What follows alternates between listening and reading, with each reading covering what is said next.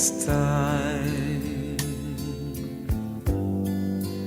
in his time,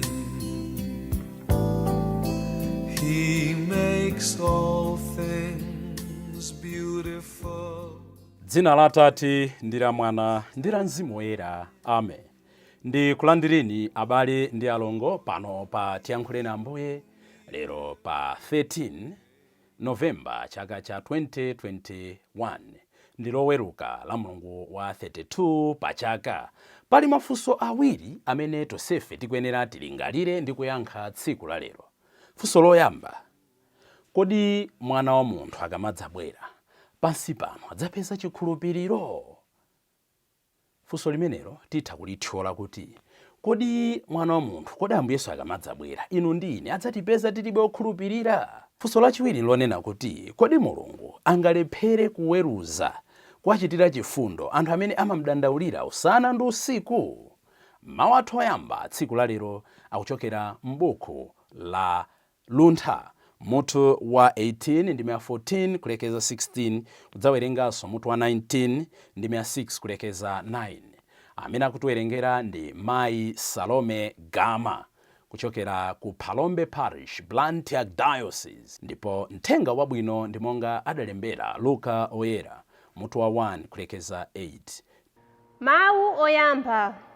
Mawu a m'buku la Luntha, Luntha 18 ndime ya 14 mpaka 16, nkuzadumpha mutu wa 19 ndime ya 6 mpaka 9. Pamene zinthu zonse zidali chete ndipo usiku utafika pakati pake, mawu anu amphamvu adalumpha kuchokera kumwamba ku mpando wachifumu, kudzagwa m'dziko lotembereredwa ngati wankhondo wopanda chisoni, wokhala ndi lupanga lakuthwa la malamulo lanu losasinthika. Adayima ndi kudzaza dziko ndi imfa, mapazi ake adapontha pansi, mutu wake utakhudza ku nthambo. Kakhalidwe ka zolengedwa zonse kadasanduka katsopano potsata lamulo lanu, kuti ana anu asapeze chowawa chilichonse. Padaoneka mtambo wophimba zinthambo zawo, pamene panali madzi okhaokha. Padatuluka mtunda wowuma. Padapezeka njira yosavuta pakati pa nyanja yofiira, ndiponso chigwa cha msipu pamalo pa mafunde aukali. Tsono amene dzanja lanu linkawateteza aja, onse ngati fuko limodzi, adadzera pamenepo ali kuyang'anitsitsa zozizwitsa zanu. Ankayenda mokondwa ngati akavalo pa busa lawo. Ankalumphalumpha ngati ana ankhosa, nkumakutamandani inu Ambuye mpulumutsi wawo. Mawu a Ambuye. Tithokoze Mulungu. Ambuye akhale nanu. Mawu a muthenga wabwino monga adalembera Luka Oyera. Ulemu kwa inu Ambuye. Mutu wa 18 ndime ya 1 kulekeza 8. Pa nthawi yomweyo Yesu adawaphera fanizo pofuna kuti aziwaphunzitsa kuti azipemphera nthawi zonse osataya mtima. Adati, m'mudzi mwina mudali oweruza wina amene sankaopa Mulungu kapena kumalabadako za munthu. M'mudzi omwewo mudalinso mayi wamasiye. Iyeyu ankabwera kwa oweruza uja kudzapempha kuti mundiweruzireko mlandu umene uli pakati pa ine ndi mdani wanga. Kwa nthawi yayitali oweruza uja ankakana, koma pambuyo pake adaganiza kuti ngakhale sindiopa Mulungu kapena kusamala za munthu, komabe chifukwa mayi wamasiyeyu akundivuta, ndidzaweruza mlandu wake, kuopa kuti angandilemetse nako kubwerabwera kwake. Tsono Ambuye adati, mwamvatu mawu a oweruza osalungama uja. nanga Mulungu angaleke kuwaweruzira mlandu wawo anthu osankhika ake amene amamdandaulira usana ndi usiku? Kodi adzangowalekerera? Ayi. Kunena zoona, adzawaweruzira mlandu wawo msanga. Komabe Mwana wa Munthu pobwera, kodi adzapezadi chikhulupiriro pansi pano? Mthenga wa Ambuye. Ulemu kwa inu Ambuye Yesu Khristu. Abale ndi alongo, monga ndanenera poyamba, pali mafunso awiri. Mafunso athu: kodi Mwana wa Munthu pobwera adzakupezani inuyo? Adzakupezani iwo awo akukhulupirirabe? Nanga tikandandaulira Mulungu usana ndi usiku mokhulupirika, adzalephera kuyankha mapemphero athu? Ayi ndithu. Lolemba ngati tikukumbukira bwino, timanena kuti Ambuye tionjezereni chikhulupiriro.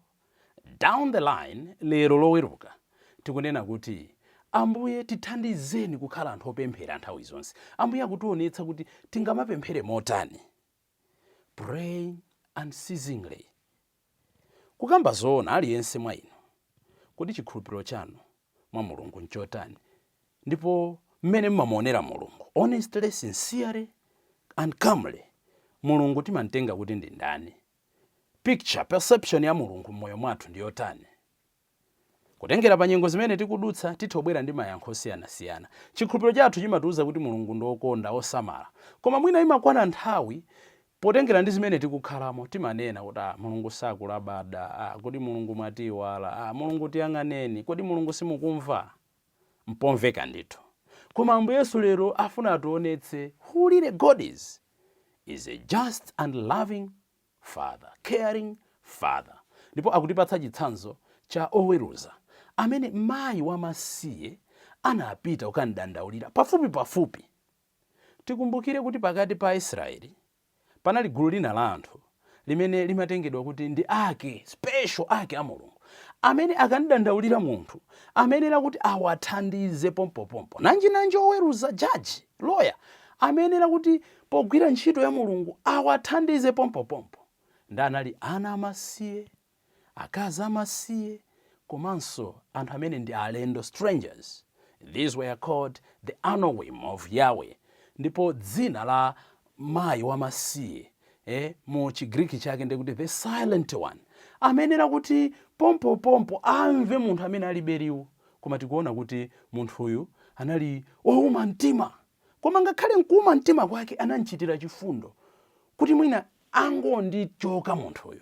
Ambuye Yesu anena kuti ngati munthuyu nkuuma kwake mtima anamchitira chifundo, kodi Mulungu wanu wokulengani, Mulungu wanu wokusamalani, Mulungu wanu wokukondani, Mulungu wanu wokutengerani kumadzi odikha ukapumulirako, Mulungu wanu m'busa wabwino angalephere kukuthandizani? Ayi, zosatheka konse. Komano kuti ayankhe mapemphero a ife amene tingakhale Anoim of Yahweh mnjira zosiyanasiyana. Anoim of Yahweh ku business, kaya mu nsembe, kaya mu sisteri, kaya ndi mndale kumene, kaya ndi mbanja, amene tikuzunzika njira zosiyanasiyana. Tikuyenera tiphunzire two qualities imene Ambuye Yesu akupanga emphasize. We should have sincere prayers. We should pray sincerely.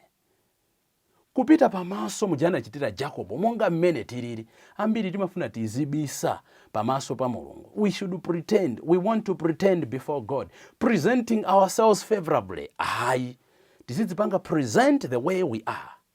Mmene tilili, Ambuye ndine olemedwa, Ambuye ndine othodwa, Ambuye ndine wamabodza, Ambuye ndine hulde, Ambuye ndine fit. Present yourself the way you are before God. Pemphero lachoncho losweka mtima, Ambuye ndikudutsa mnyengo zowawo, Ambuye zosowa zanga ndi mwana, Ambuye zosowa zanga ndi zakuti. Tikupereka consistently, Ambuye Yesu adzayankha pemphero limenelo. Kachiwiri, tisatope pamene Mulungu akuoneka ngati sakuyankha. Ndinanena mulaliki wina pompano kuti God's delay is not God's denial. Ifeyo timaona ngati Mulungu akuchedwa because we live in space and time. Timakhala mdziko limene lili ndi nthawi ndi nyengo. Komatu paja pamaso pa Mulungu tsiku limodzi lili ngati masiku 1000. Ndipo masiku 1000 ali ngati tsiku limodzi. iye amene analipo dzana alipo lero adzakhalapo mpaka muyaya, sasinthayi. Choncho ifeyo ndi amene timaona ngati kuchedwa chifukwa chachani? Chifukwa chonena kuti sitikhala anthu odekha. We are too impatient with one another and consequently with God. Kachitatu, timaona ngati Mulungu akuchedwa kuyankha because sitinamvetse divine operations. In fact, sitingathe kuzimvetsa pakuti njira za Mulungu ndi njira zathu nzosiyana kutali, amatero Yesaya, monga mmene mlengalenga ndi dziko lapansi zimasiyanirana. So ndikoyenera nkofunika ndikoyenera kuti tisazimvetse, koma ndi chikhulupiriro tikuyenera tiziona zinthu ndi maso a Mulungu, kuti potero tisamakhumudwe kunyanyala kapena kusiya kukhulupirira Mulungu chifukwa choti tikuona ngati akuchedwa. Mu nthawi yake yoyenerera amayankha. Mayi wamasiyeyu akutipatsa chitsanzo chimenecho. Koma monga ananenera the American freedom fighter Martin Luther, ananena kuti we must pray sincerely for a penetrating vision, a broad understanding, power of endurance, and abiding faith to save us from fear. Tizipemphera kuti Mulungu atipatse, atitsegule maso, atipatse kumvetsa, atipatse kupirira, kuti tikhale ndi chikhulupiriro choti chotsa mantha. Potero tiziyamba kuona zinthu ndi maso a Mulungu. Kuchedwa sikudzakhalanso kuchedwa ayi. Ambuye Yesu pofuna kupereka chitsanzo chakufunika kwa mapemphero, osati kuti iye amafuna apange improve his own life, koma to give us an example of the necessity of prayer, ndi mmene tsopano pa chilichonse chimene amachita amayamba ndi pemphero. Asanasankhe ophunzira ake amapemphera. Asanachite any major event amayamba kaye wapemphera. Akachiritsa anthu odwala, asanaolokere nyanja ina amapita kaye pa phiri kukapemphera. Amauza ophunzira ake tenti kapume, tenti kapemphere. Iwe ndayi ikhalenso khalidwe lathu mawa, masana, madzulo, pogona, podzuka, pakudya, popempha, polandira. Nchifukwa yaketu mkati mwa sabatayi pa chidzulo ndi Ambuye timanena kuti tikhale nawo mtima omanena those 4 magic words: I'm sorry, please forgive me, I love you, thank you. Tsiku lisamathe. Munthu amene akunena zimenezi ndi munthu amene wakula mpemphero. Kukula mpemphero kumatithandiza kuti tione nkhope ya Mulungu. Ndikalawe wa moyo osatha, kumatika pafupi ndi Mulungu, kumatilawitsa mtendere wa mumtima, kumatipatsa madalitso amene nthawi zina timawatenga for granted. Tipemphe chikhulupiriro cholimba kuti poyamba tiziti tikapanga mbali yathu tizimusiyira Mulungu. Ambiri timasiya, timagwa ulesi chifukwa timati tikachita mbali yathu kaifolalika timafuna kuti ifeyo ndi amene titembenuze anthu. Ayi, we should do our part and leave it to God.